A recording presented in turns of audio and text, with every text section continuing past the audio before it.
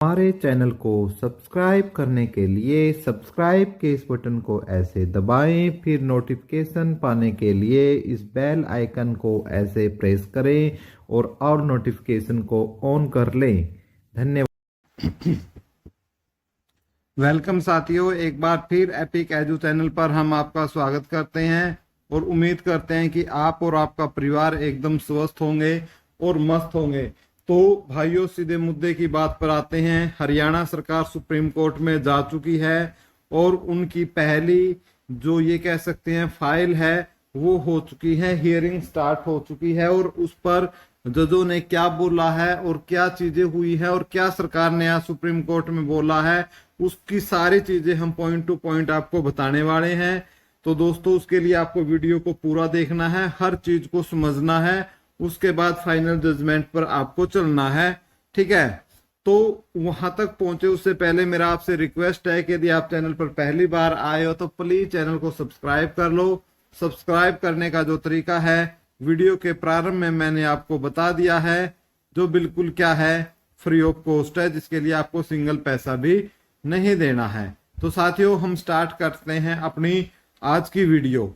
तो भाई, जैसा कि मैं बता देता हूं, हरियाणा स्टाफ सिलेक्शन कमीशन ने, ठीक है, 5 नंबर के केस के साथ साथ और भी कई मामलों पर जो सरकार है पंजाब और हरियाणा हाई कोर्ट के अंदर केस हार चुकी है। अब ये हार क्या है, सरकार एचएसएससी के साथ साथ सरकार को भी नहीं पच रही है। इसलिए एक्स सीएम खट्टर साहब के कहने पर और नायब सिंह सैनी का मसौदा देखने के बाद जो एचएसएससी है, यानी या एचएसएससी कह सकते हो या स्टेट ऑफ हरियाणा बोल सकते हो, ये सुप्रीम कोर्ट में गए हैं, सुप्रीम कोर्ट में गए हैं और आज लगभग ये कह सकते हो 11:15 के आसपास इनकी पहली सुनवाई हुई है। और सुनवाई में क्या हुआ है, हर एक चीज हम आपको यहाँ पर बता रहे हैं। एक शॉर्ट वीडियो में हम आपको सारी ये बातें बताएंगे। उसके बाद क्या क्या मामलात है और किन किन मामलों को लेकर सरकार सुप्रीम कोर्ट में गई है, सारी उन बातों को विस्तार से चर्चा किया जाएगा। पहले सरकार की तरफ से स्तीजा नाम के एक BK स्तीजा नाम के वकील थे, सीनियर वकील है वो थे, और साथ में AAG थे वो थे। तो AAG साहब ने सुप्रीम कोर्ट में बोला है कि हमें ये जो केस है अर्जेंट बेस पर केस है और हमें जो हाई कोर्ट का जो निर्णय आया है उस निर्णय के ऊपर हमें क्या चाहिए है, स्टे चाहिए है। स्टे के लिए ही आज की जो सुप्रीम कोर्ट की जो आज जो जज के सामने बातें हुई हैं वो स्टे लेने पर ही बातें हुई है, यानी जितनी भी स्टे है उन पर बातें हुई है। और उसके बाद जो बच्चों की तरफ से वकील जो गए हुए थे, ठीक है, बच्चों की तरफ से सार्थक गुप्ता जी गए हुए थे, ठीक है, सार्थक गुप्ता जी, और बच्चों की तरफ से ये बात स्पष्ट कर दिया गया है कि कि जो निर्णय है हाई कोर्ट का, ठीक है, उसमें जो हमारे आर्टिकल है 14, 15, 16, उनमें मौलिक अधिकारों का हमारा क्या हो रहा है, हनन हो रहा है।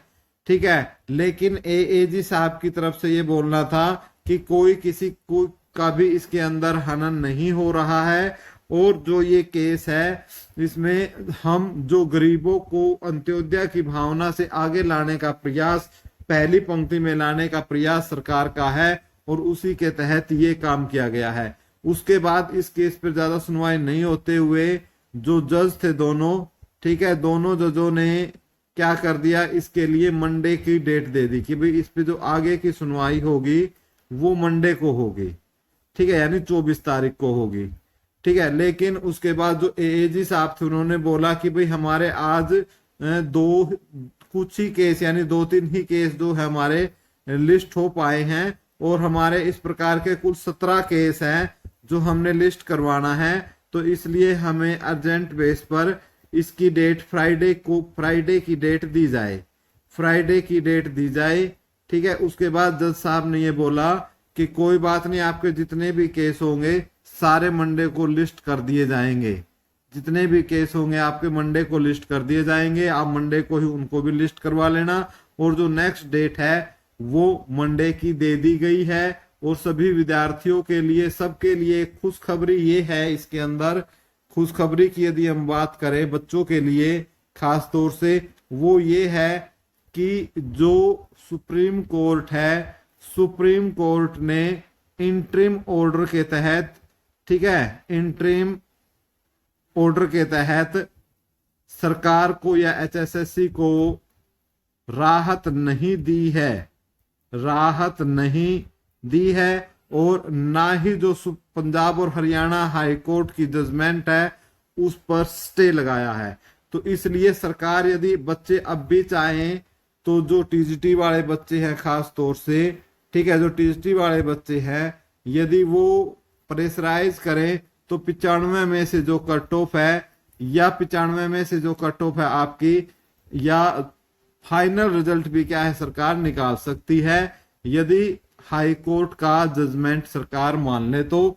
और ग्रुप डी की सेकंड लिस्ट भी निकाल सकती है मंडे तक, ठीक है। लेकिन साथियों सरकार ऐसा बिल्कुल भी नहीं करने वाली है। पहले तो मैं आपको बता देता हूं कि आपको सिर्फ मैं ऐसे राजी करने के लिए बोल दूं, सरकार की तरफ से और जो एजी साहब है उन्होंने स्पष्ट निर्देश दे दिया है कि हम इसको सुप्रीम कोर्ट में इसकी अंतिम बहस तक इसको हम लड़ेंगे, इसको हम नहीं छोड़ने वाले हैं। अब ये देख लो भाई सरकार, आप ये बताओ कि अब भर्ती रोको गैंग कौन है, ठीक है, भर्ती रोको गैंग कौन है, ठीक है। और जो ये सारे के सारे पंगे करवाए हैं वो मैंने आपको बता दिया किसने करवाए हैं, ठीक है, हमारे सांसद जी ने करवाए हैं। ये जो नए नए सांसद बने हैं ना, ठीक है, जो मंत्री पद में मिला है, सब पंगे भाई उन्होंने ही करवाए हैं। उन्होंने ही सीएम को क्या है इसके लिए उकसाया है। और सीएम ने फिर जो जितने भी बड़े अधिकारी हैं और उनको बोला है कि भाई सीनियर वकील करो इसके लिए, और इसको सुप्रीम कोर्ट की अंतिम बहस तक लड़ो, चाहे भर्तियां हो ना हो, ठीक है। सीएम साहब ने भी खुद बोल दिया है जी साहब को कि चाहे भर्तियां हो ना हो कोई मायने नहीं रखती हमारे लिए, ठीक है, युवा जाए भाड़ में, हमें जो अपनी पॉलिसी है, हमें अपनी हार मंजूर नहीं है और हम सुप्रीम कोर्ट की अंतिम बहस तक लड़ेंगे। बस भाई यही बात थी। उम्मीद करते हैं कि आपको जो ये जानकारी है वो अच्छी लगी होगी। लेकिन मैं आपको बता देता हूं कि बहुत सारी जानकारियां हैं इसके, जो सुप्रीम कोर्ट के अंदर जो केस गया है, और बहुत सारी आज प्रिंट मीडिया में भी जानकारी छपी है, उसमें से कुछ झूठी है, ठीक है, कुछ झूठी है और कुछ सही है।